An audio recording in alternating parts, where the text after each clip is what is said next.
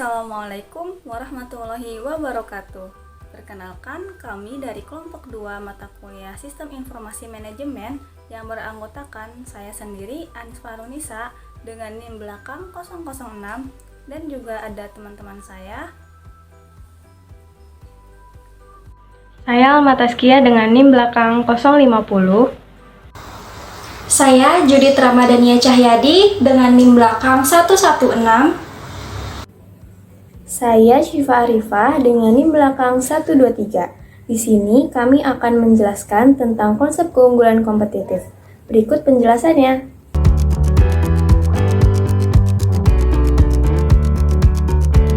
Sebelumnya, teman-teman udah ada yang tahu belum apa itu keunggulan kompetitif? Jadi, keunggulan kompetitif adalah nilai tambah yang dimiliki suatu usaha atau suatu kelebihan yang membuatnya lebih unggul daripada kompetitor lainnya. Bisa dalam aspek produk ataupun pelayanan.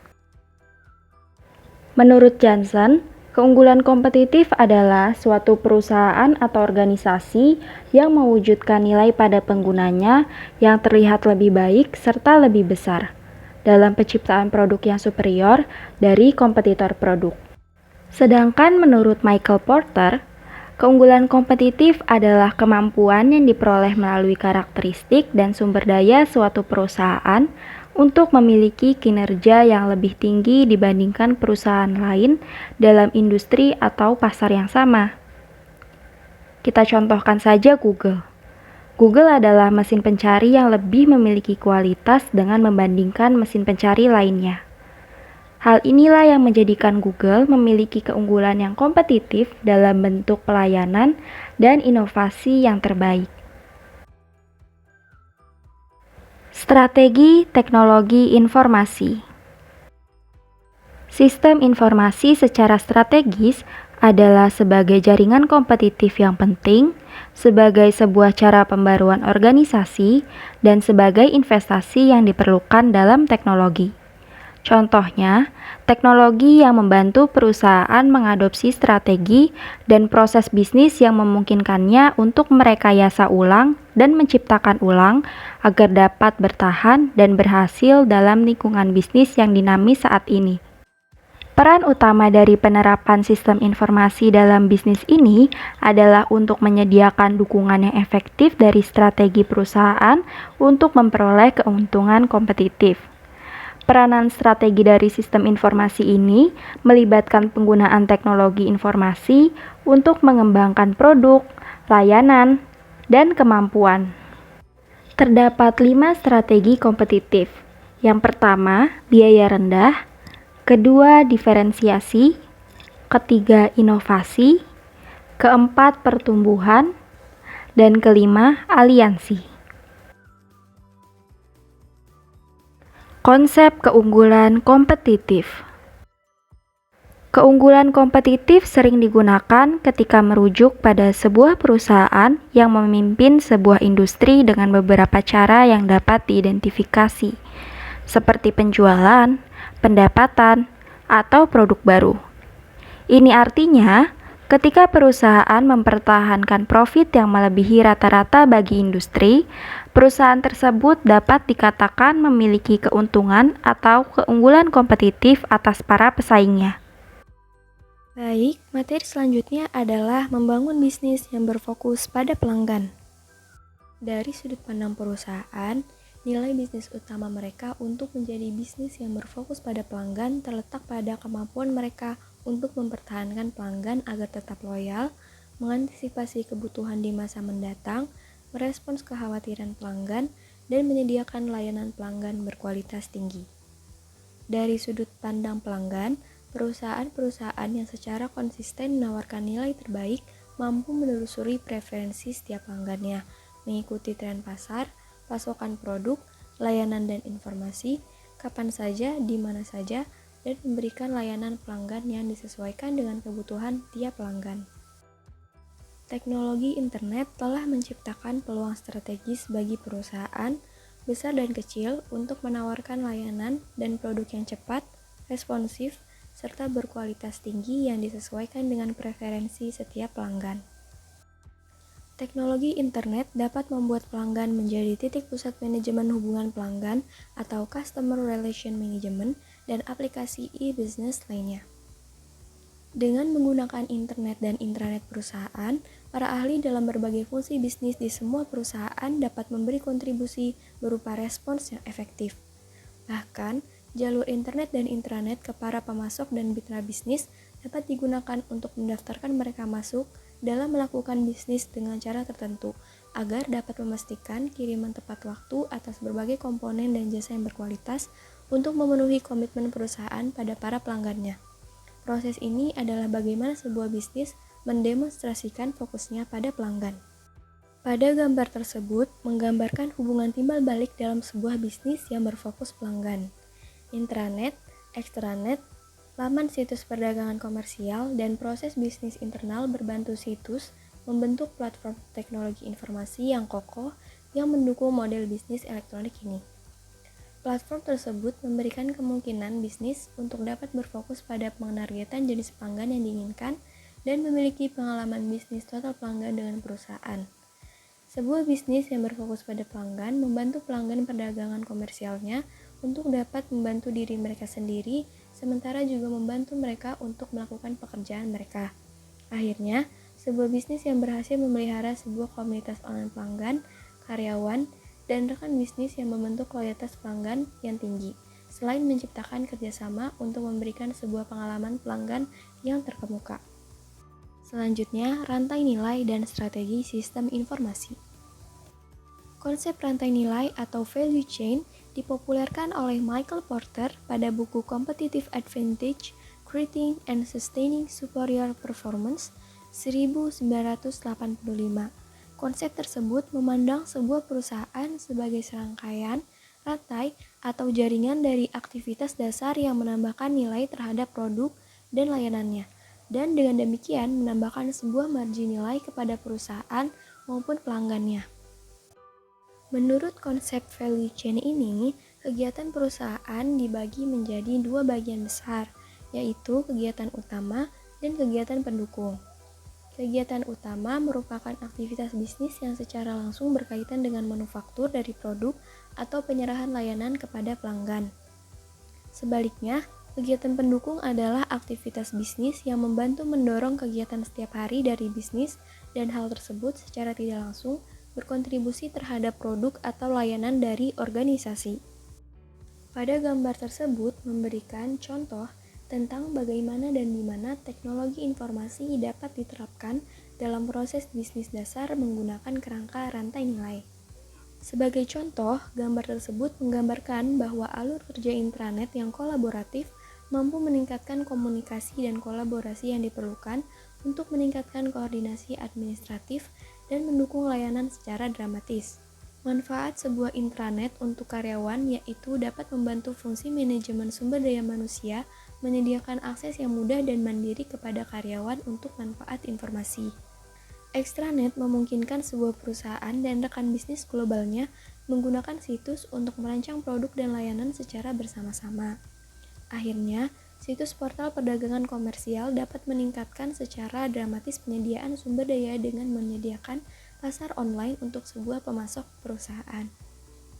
Peran sistem informasi dalam suatu organisasi sangat diperlukan untuk mendukung strategi bersaing bisnis sehingga keuntungan dapat diraih. Salah satu strategi dalam meningkatkan daya saing adalah melalui pengembangan peran sistem informasi dalam perusahaan. Pada saat ini, perannya telah berubah menjadi alat strategis dalam perusahaan untuk meningkatkan kemampuan bersaingnya. Lalu selanjutnya ada penggunaan teknologi informasi untuk keunggulan kompetitif. Yang pertama ada proses ulang rekayasa bisnis. Salah satu implementasi penting dari strategi kompetitif adalah perekayasaan ulang proses bisnis atau Business Process Reengineering (BPR), yang terkadang dikenal sebagai perekayasaan ulang. Perekayasaan ulang merupakan pemikiran kembali yang mendasar dan pendesainan ulang yang radikal dari proses bisnis untuk mencapai peningkatan yang dramatis pada biaya, kualitas, kecepatan, dan layanan. BPR menggabungkan sebuah strategi mempromosikan inovasi bisnis dengan sebuah strategi peningkatan utama dalam proses bisnis, sehingga sebuah perusahaan bisa menjadi pesaing yang lebih kuat dan lebih berhasil di pasar. Yang kedua, menjadi sebuah agile company. Sebuah perusahaan yang cerdas bisa membuat profit di pasar dengan lini produk yang luas dan usia yang pendek, serta dapat menghasilkan pesanan secara individu dan dalam ukuran kesatuan yang berubah-ubah. Hal itu mendukung kustomisasi massal dengan menawarkan produk yang berbeda dengan yang lain untuk mempertahankan volume produksi yang tinggi. Perusahaan yang cerdas sangat bergantung pada teknologi internet untuk mengintegrasikan dan mengatur proses bisnis. Mereka menyediakan kemampuan pengolahan informasi untuk memperlakukan pelanggan mereka sebagai individu. Untuk menjadi sebuah perusahaan yang cerdas, sebuah bisnis harus menggunakan strategi dasar. Ada 4 strategi dasar untuk menjadi sebuah perusahaan yang cerdas. Pertama, bisnis harus memastikan bahwa pelanggan menganggap produk atau layanan dari sebuah perusahaan yang cerdas sebagai solusi atas permasalahan individual mereka. Dengan demikian, hal itu bisa memberikan nilai pada produk berdasarkan nilai mereka sebagai solusi daripada biaya untuk memproduksi. Kedua, sebuah perusahaan yang cerdas bekerja sama dengan pelanggan, pemasok, perusahaan lain, dan bahkan dengan pesaingnya. Kerjasama ini memungkinkan sebuah bisnis membawa produk ke pasar secepat dan seefektif mungkin, tidak peduli berada di mana sumber daya atau siapa yang memiliki mereka. Ketiga, sebuah perusahaan yang cerdas mengorganisasi, sehingga perusahaan itu bisa melewati perubahan dan ketidakpastian. Perusahaan menggunakan struktur organisasi yang fleksibel dikaitkan dengan persyaratan dari kesempatan pelanggan yang berbeda dan secara konstan terus berubah. Keempat, sebuah perusahaan yang cerdas mempertimbangkan dampak pada orang dan pengetahuan yang mereka miliki. Dengan memelihara sebuah semangat kewirausahaan, sebuah perusahaan yang cerdas menyediakan insentif yang kuat bagi tanggung jawab, kemampuan beradaptasi, dan inovasi karyawan. Yang ketiga, menciptakan virtual company. Mengapa orang kemudian membentuk perusahaan virtual?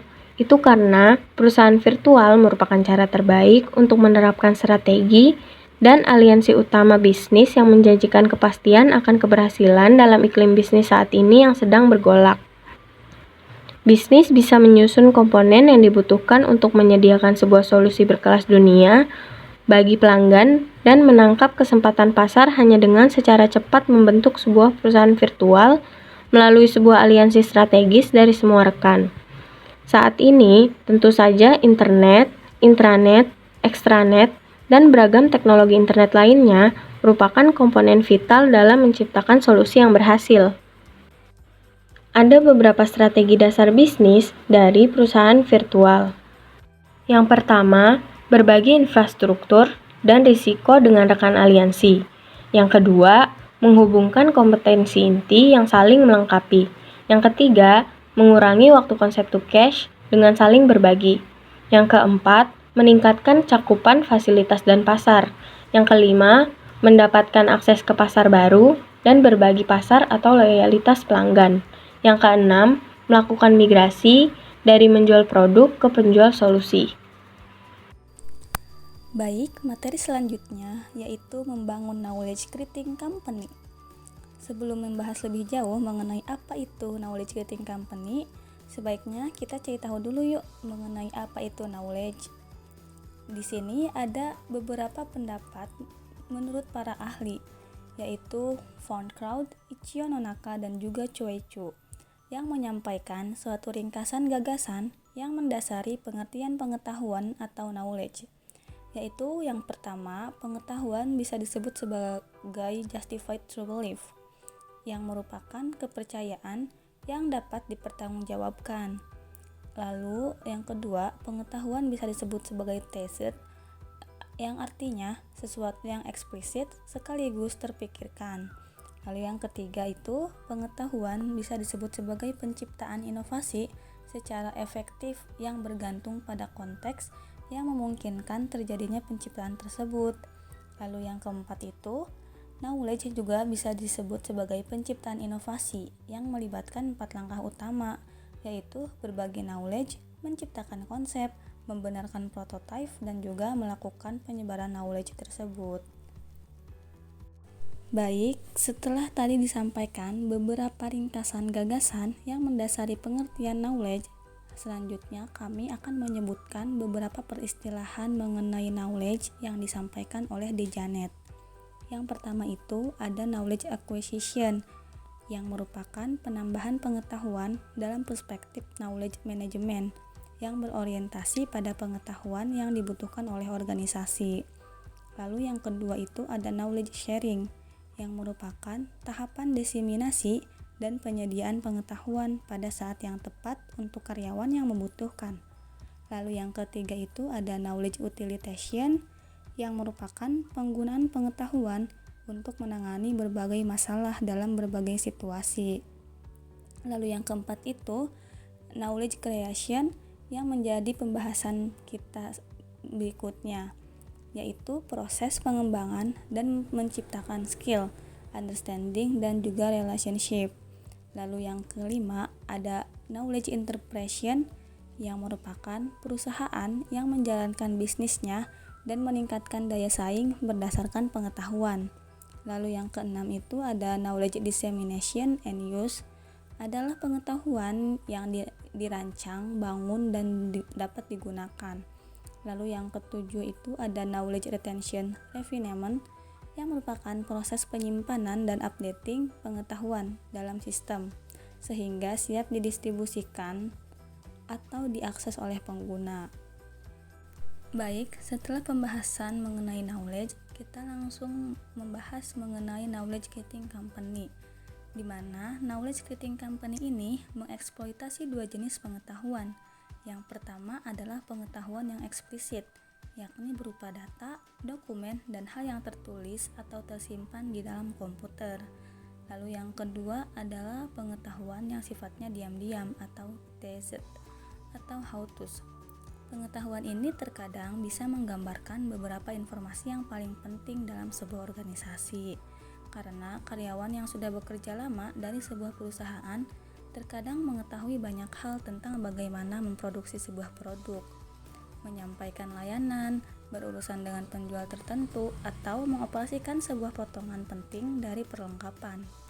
Jadi dapat digunakan bahwa tacit ini merupakan pengetahuan yang berada di dalam diri pekerja, karena tacit ini tidak direkam atau dikodifikasi dimanapun, karena telah berevolusi dalam pikiran karyawan melalui bertahun-tahun pengalaman. Dalam manajemen pengetahuan, dapat dianggap sebagai 3 tingkatan yang terdiri atas teknik atau biasa disebut sebagai kecerdasan perusahaan yang berfungsi untuk meningkatkan know-how di organisasi sebagai dukungan kinerja dan berinteraksi dengan basis data operasional dan juga membangun jaringan para pakar. Lalu yang kedua itu ada teknologi, informasi, kreasi, pembagian, dan manajemen yang berfungsi untuk menangkap dan mendistribusikan cerita dari para pakar, manajemen informasi yang real time, komunikasi dan kolaborasi, dan juga penciptaan konten yang baru.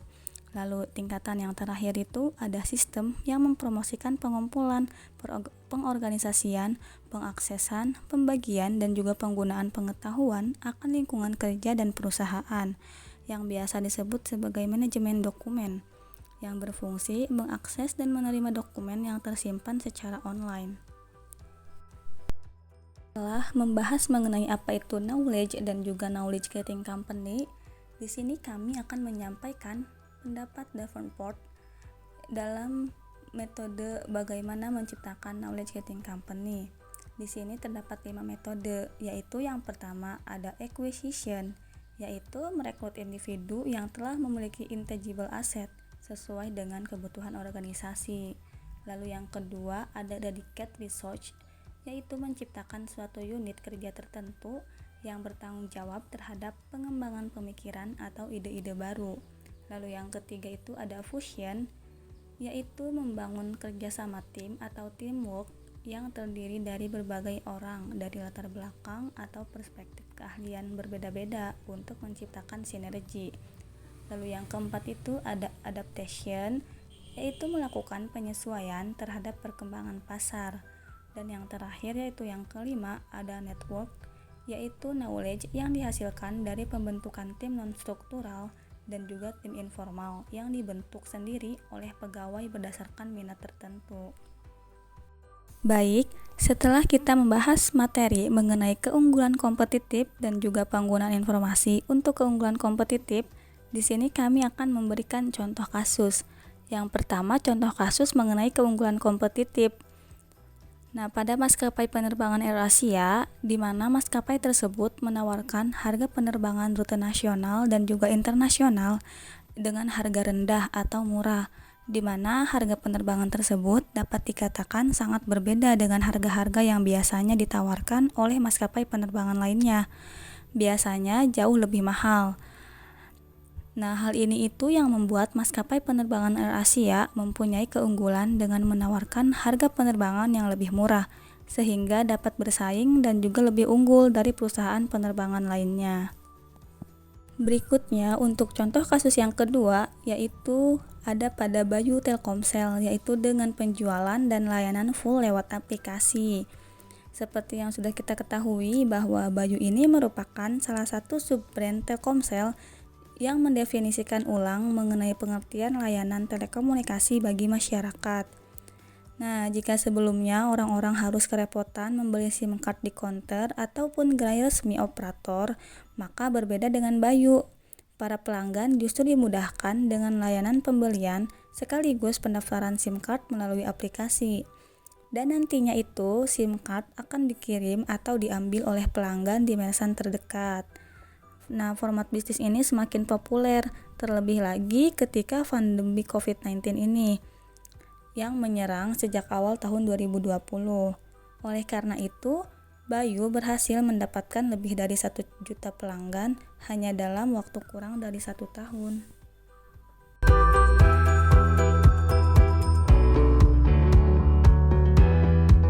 Nah, itu tadi pemaparan materi dari kelompok kami. Bila ada kekurangan mohon dimaafkan. Wassalamualaikum warahmatullahi wabarakatuh.